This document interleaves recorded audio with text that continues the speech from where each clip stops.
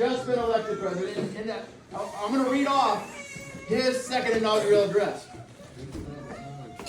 In about 10 days or so, we're going to get another inaugural address. But the truth is, how many remember anybody's inaugural address? Is there anybody who remembers any of them? The best of speakers, the worst of speakers. We don't remember most of them, but we remember Lincoln's second inaugural address because every president from Lincoln to today tries to match the eloquence, the artistry, the power of his second inaugural address. Everyone's trying. That's what everyone has an aim to do. But before I read off his address, I want you first to picture who is in his audience. All right. So who are the people all around him as he's ready to give this address? Understand, the Civil War is not quite over yet. We're still about a month out from the Civil War being done. There's still people out fighting. Robert E. Lee will surrender in about 4 weeks after the inaugural address.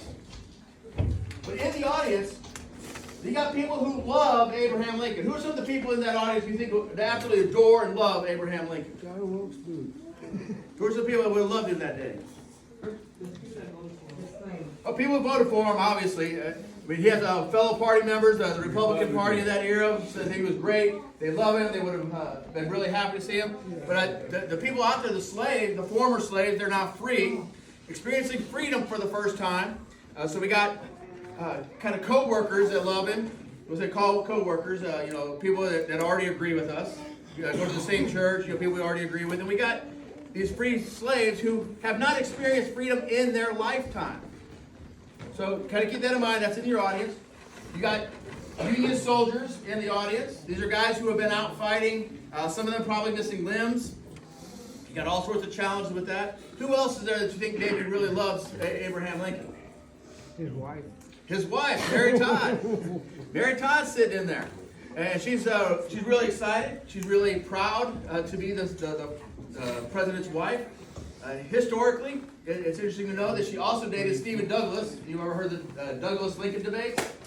Douglas officially wins the political debates, but Lincoln ends up with Mary Todd. So I don't know if he was the winner or not, but he definitely beat Douglas in this opportunity to have this wife. Who are the people there who maybe are unsure of how they feel about Lincoln? John Wilkes Booth. Well, John Wilkes Booth is there. We're going to come back to him. I think he's pretty sure. He's sure how he feels. We're going to come back to that. Who else is there? Andrew. Well, Andrew Johnson. We're going to come to Andrew Johnson in a minute. Andrew Johnson's probably not too sure what he wants to do. Andrew Johnson was selected because he's from Tennessee. Tennessee was not quite a slave state, but not quite a free state. It kind of was in that kind of gray zone. And so he was selected by Lincoln to help him figure out how to put the country back together. He knew this was coming up. That's why he changed it. Johnson was not his vice president during his first term. It's kind of interesting to think through how that changed. Hamlin could have been the next president. Maybe our country would have been a little bit better because Johnson has all sorts of issues. So we're going to talk about Johnson here a little bit more in a minute. Who are the people there who aren't too sure? Well, how about other people out there who maybe were former slave owners? These are people who had owned slaves, and now they're about to start a new life. They're going to have to figure out some business practices. They're going to have to figure out how to operate. And we're going to come back to that. That's one of the things we're going to talk through what they need as far as love goes. So let's kind of talk through. We got the former slave owners. We do have Andrew Johnson there.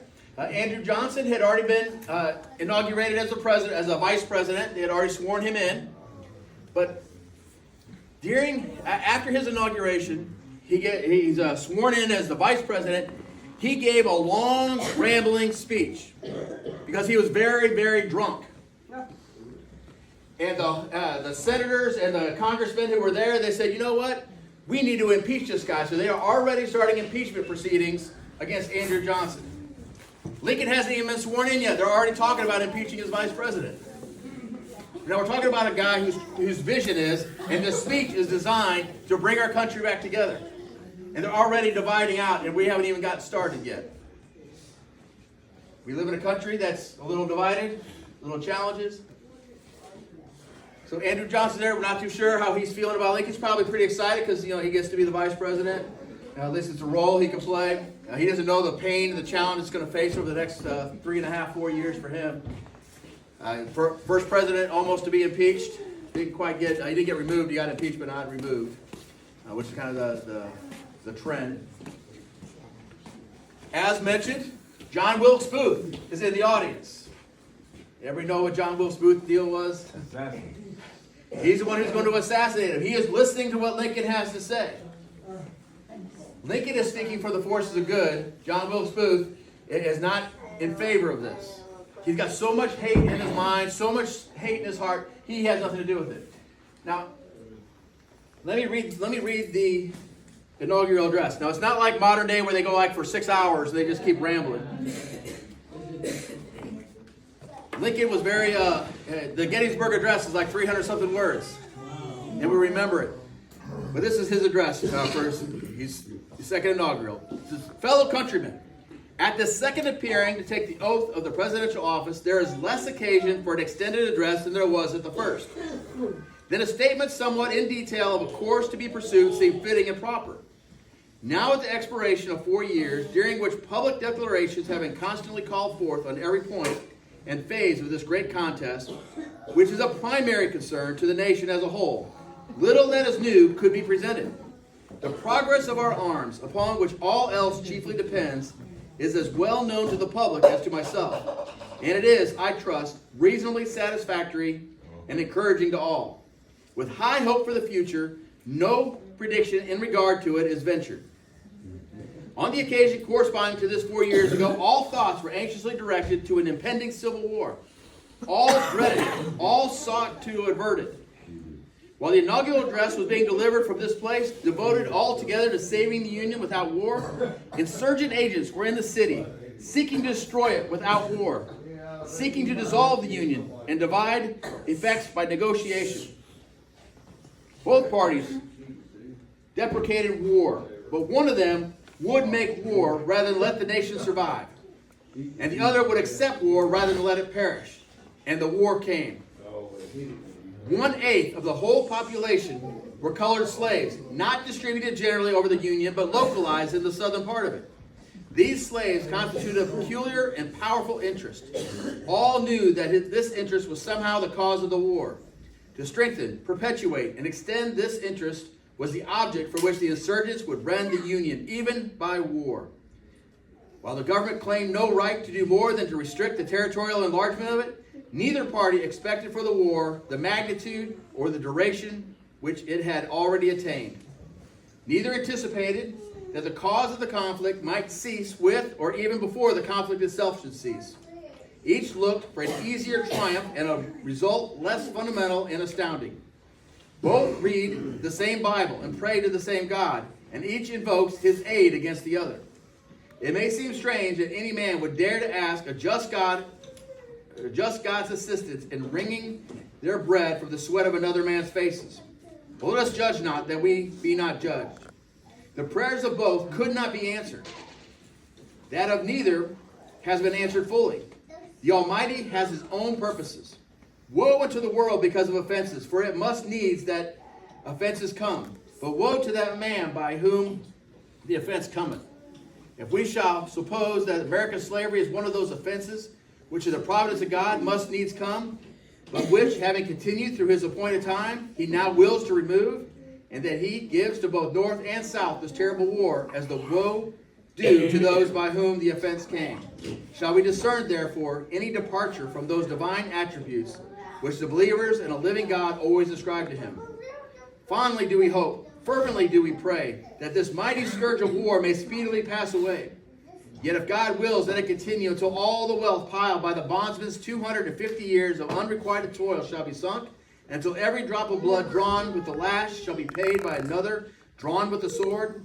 As was said 3,000 years ago, so still it must be said, the judgments of the Lord are true and righteous altogether. With malice toward none, with charity for all, with firmness in the right, as God gives us to see the right. Let us strive on to finish the work we are in, to bind up the nation's wounds, to care for him who shall have borne the battle, and for his widow and his orphan, to do all which may achieve and cherish a just and lasting peace among ourselves and with all nations. Some of that's kind of ironic. Some of it's kind of strange to think about. But charity for all. Now, as we talk about charity for all, we've kind of changed the definition, the meaning of charity. Bless you. Charity, in the old school, the old language, means love. So when he's saying charity for all, he's not saying we're going to give people stuff. That's not what his purpose is. He's saying we're going to love each person. Sitting in the audience, again, are Confederate soldiers. And Abraham Lincoln is saying we need to love them the same way we love the guys in blue. We need to love the slave owner and the slave. We need to love the poor, the rich. We need to love the business person and the farmer. We need to love all the diversity that's sitting in my audience right now. We need to love each other. Amen. That is what he's saying in Charity for All. That is what we're looking for. However, the definition of love and how it looks is going to look different for each person. So how would it look for you to love this person who just a few weeks before, maybe a few months before, had been a slave? How do you love that person who had been enslaved? How would you love that person? Unconditionally. We're gonna love like everybody. You're gonna love someone unconditionally, but what you do for them, what does that love look? Show them that they matter, like just little small gestures, or just check up on them. Show kindness. Yeah, show kindness, but you're also going to show them that they matter. That's going to be a real important part because they were enslaved not just physically, but also mentally. Yeah. Emotionally. And definitely emotionally. Yeah. Compassion. And if you read the studies of how they enslaved people, it wasn't just pick up a guy and make up a slave or pick up a girl. They actually had a system for how to enslave them mentally. Mm-hmm. And so love is going to be, how do we help this person all of a sudden have an identity as a human being? They've been seen as like cattle, as less than human all this time, but now they're going to get free. So if we're going to love them, we're going to have to help them figure that out. Also, they haven't been allowed to work for their own money for the most part. If they did extra work, who got their money?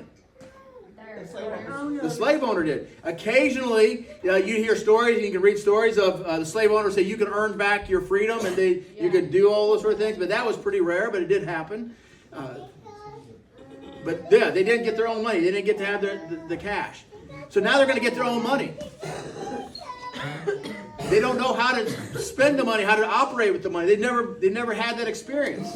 If you've never had something, how do you know how to use it? So we got to get there to get our identity back, help them figure out how to function in society. Now we could spend a lot of time on it. Anything else you want to throw out real quick that former slave is going to have to learn or have to be part of if we're going to love them? Compassion.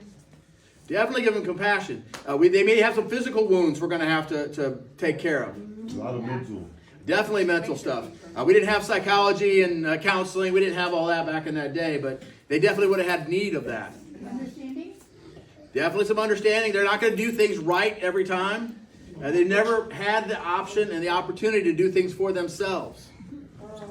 They've been treated, in some cases, like children. They've been treated like cattle. They don't matter. They were just a number. I got 200 slaves, and sometimes they didn't even know the name. So we're going to have to identity, get some compassion. So let's switch over. We remember charity for all. So it's real easy for me to have compassion for the slave. Right. But how about the oppressors? You need forgiveness. We're going to need forgiveness for them. We need forgiveness for them. But what is that slave owner going to have to? If we're going to love that slave owner, he's no longer. So he's a former slave owner. Trust. Trust. That's going to have to be earned because we're not ready for trust. That's going to take some time. But if I'm going to love them, how am I going to love this slave owner? We're going to have to see them as human too.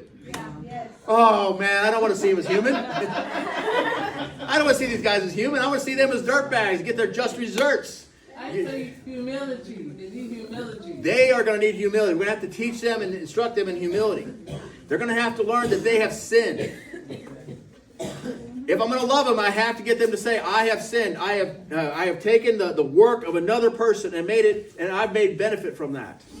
I have enslaved people. I have beaten. I have raped. I mean, there's the crimes are just countless that were done against the slaves. And slave owners, each one would have had their own list of whatever crimes and sins they did.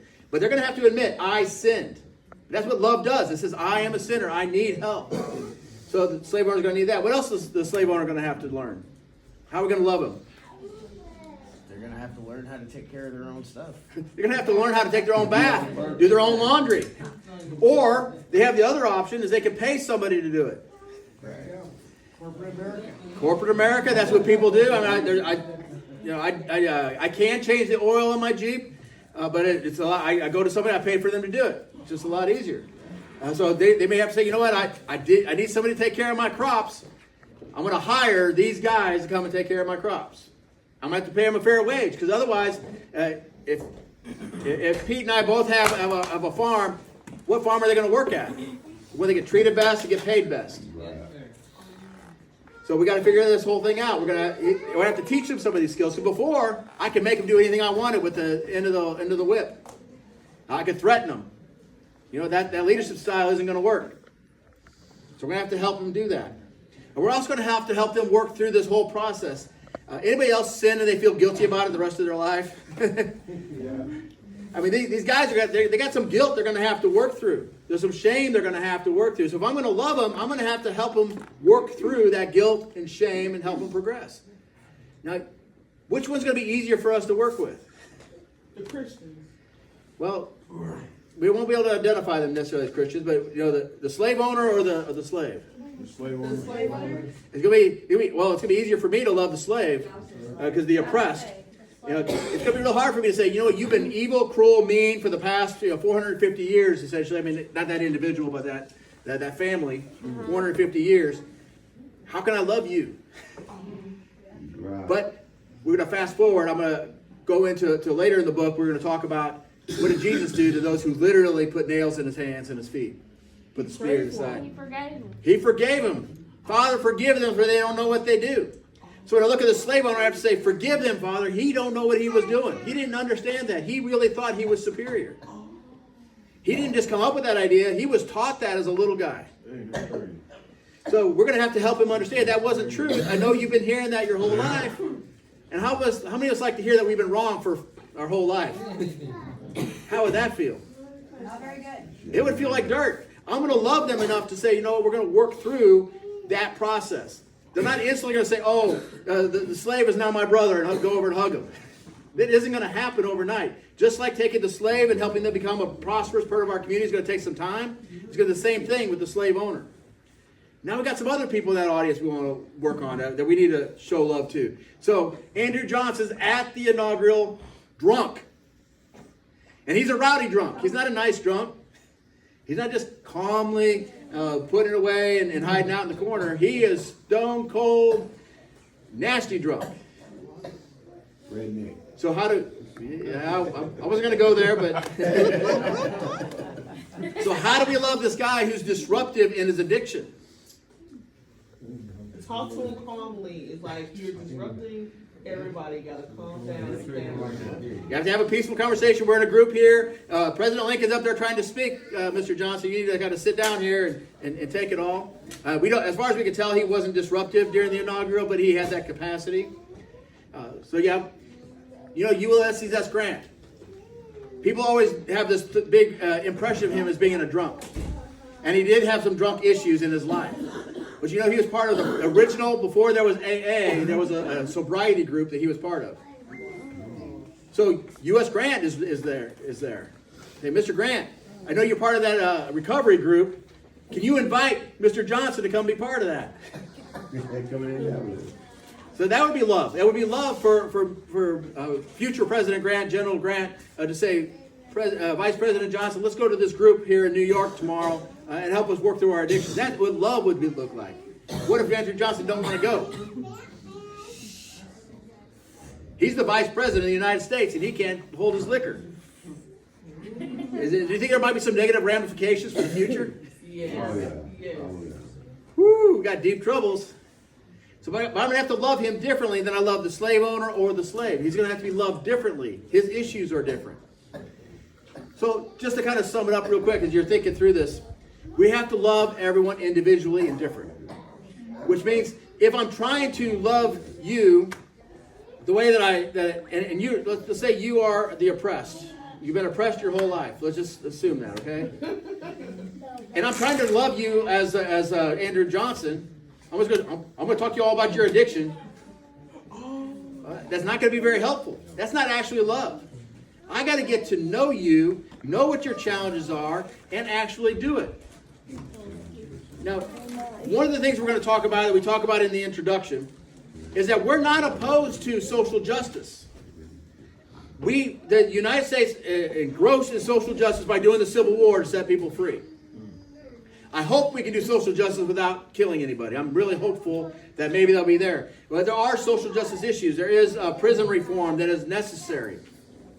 There is the system for how they take care of doctors and nurses and mental health operations. That is a system that is very broken. I'm not going to go into some of that today because I could really, but that system's really broken. They will have you take X-ray after X-ray. Just talk about the medical field. Prisons get paid by heads in beds. So is there any incentive for them to ever help you? Never need their help again? No, they love you to go back home and commit more crimes. They make money every time you do it. So they're actually going to coach you a little bit to stay in it. That system needs to be reformed. A lot of things that need to be reformed. But it has to start with us treating everyone as individuals. All those reforms are going to be important. And the challenge is that most of those who are being reformers right now are doing it without actually coming and talking to you all. They have not spent one day with you. Yet they're going to tell you how to fix your life. Yeah. They're reading a book, and the book has some nice stuff I'd love to read. I listen to podcasts. I study all those things. But you know what I read in a book may not really help you.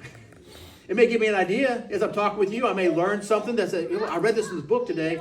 This might help you. And then you can experiment and try it.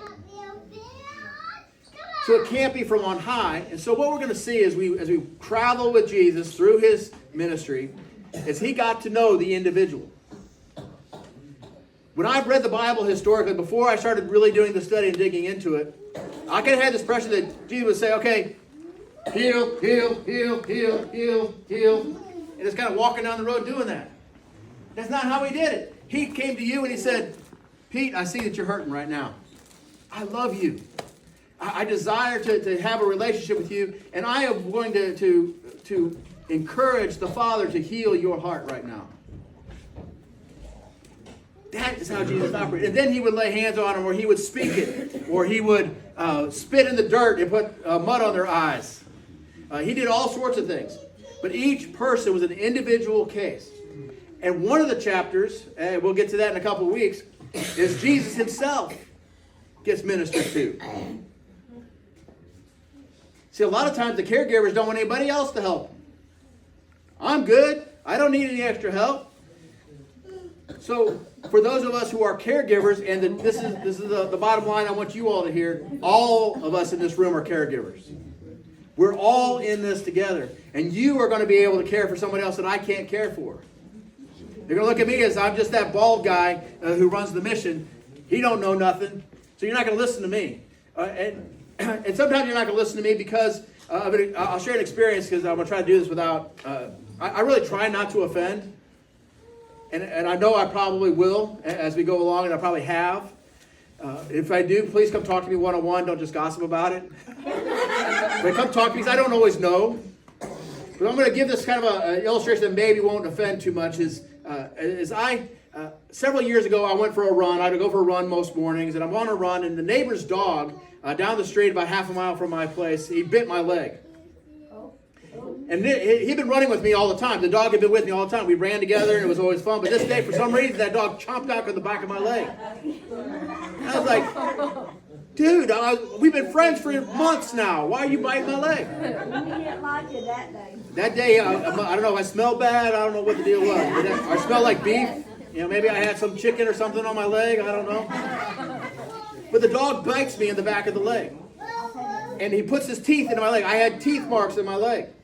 You know, for the next several months, every time I saw any dog, though, I started to judge all those dogs based on what that one dog did to me. And when we look at people, it wasn't even a pit bull. Actually, do you know the deal about... I don't know, I'm off track here. But you know in every city what the most dangerous dog is in any given city? Pit bull. No. Wallace. No. Rottweiler. Whatever breed is owned by the meanest people. Dogs will do what the people do around them. Yeah. Yeah. And So- it's all about how they treat them. It's all how they treat them and how they train them up. So anyway, I'm judging all the other dogs. So some of you have been hurt by someone who maybe looks like me. And I get that. And you're automatically going to say, he's just like that dog who bit me. I don't want to be like the dog who bit you. Now, I will talk to you direct. Because Jesus talked direct. He looked at people in the eye and said, go and sin no more. Do you think you'd like to hear that, go and sin no more? They didn't even want to admit that I did sin. Go and sin no more. I don't want to have to say it, but I will because I love you. And everything Jesus did, he did out of love.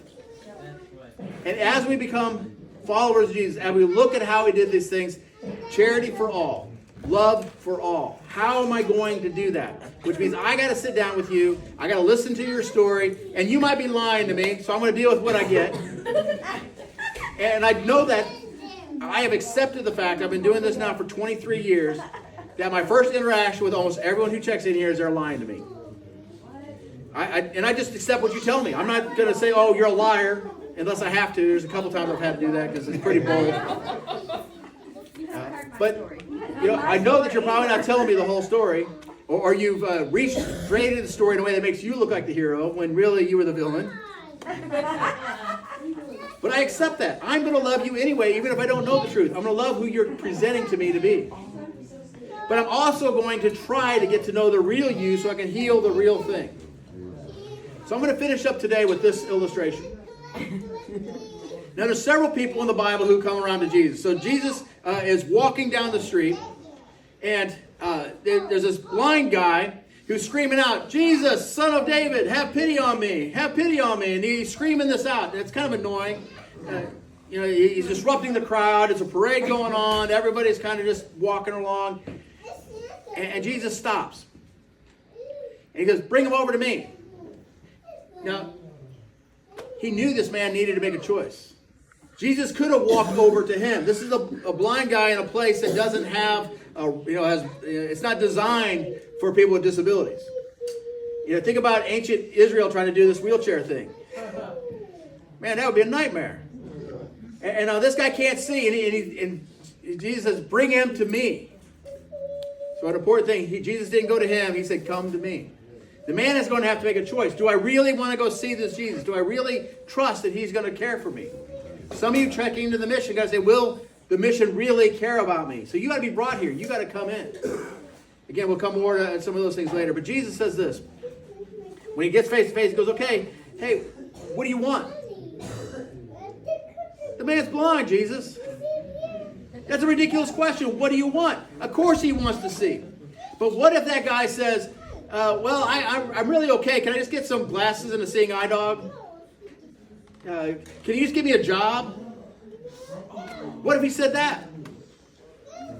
Is Jesus going to love him? Jesus is going to get him the seeing eye dog. He's going to get him the glasses. He's going to get him the job. But is that what the man really needs? No. No, but over time, Jesus would hang out with him and say, what do you really need? Yes, he's going to give him what he initially asked for. So let's walk. Let's talk. Let's get to find out what your real heart is.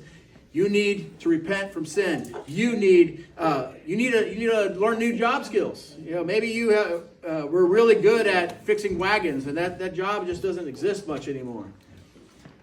Unless you go to the Amish, you can still fix wagons with the Amish. But for most of us, we're not getting that job.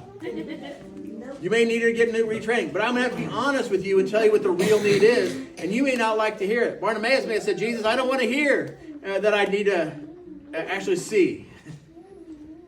No, he said, I need to see. That's what he actually said. I want to see. And so then Jesus gave what he actually needed. So charity for all. This is just a prelude. We're going to talk more about the introduction next time, but I just wanted to kind of get us started with this. How are we going to love one another? Well, that's kind of a big picture. We're going to have to look at each individual and say, how do I best love you? Loving you today might be giving you a pair of shoes. Loving you today may not be giving you those same pair of shoes. Or giving somebody hats or a glove or something to keep them warm. It might be giving them gloves to keep them warm, but it also might be allowing them to feel the cold, so that way they make the better choices coming in. See, that's what we're saying. Is every situation is going to be different, and if it's charity for all, I got to figure out what the real need is and try to meet that. So kind of like tough love, I guess? I don't like the term tough love, but it is. No, but that's the only way I know how to say it. Sometimes you have to allow people to experience the pain of their own choices. Yeah, that's what I mean. So sometimes you have to allow someone to go do some jail time for them to actually take the time to repent and get better. I did my jail time. It did. I know you're a great example of that. I might use you in the book because Thank you. without the jail time, you wouldn't have done it. I know. You were stubborn. I was. I've known you long enough to know I'm you're still stubborn. but yeah, I was stubborn. Yeah, wasn't it? Worse. So sometimes you're going to be jail. Sometimes I'm going to let that happen. Sometimes I'm going to need to protect you from jail. Yeah. And that's the thing, is that every situation is going to be different. So if we're going to do charity for all, we're going to have to learn, study, and prepare. And so if you want to, over the course of next week, start reading through the Gospel of Matthew. And every time you find Jesus interacting, stop and think about that. And that's where we're going to start off next week, talking about how Jesus interacted with individuals in the book of Matthew. All right, so let me pray for us, and then you guys be free to go. Jesus, we love you and we thank you. We give you praise for all your many blessings. I pray you would strengthen us in spirit, strengthen us in mind. I pray you give us eyes to see and ears to hear. Help us to love one another as you love them. Help us to see truth and actually meet real needs. Jesus, we ask for all this in your name. Amen. Amen.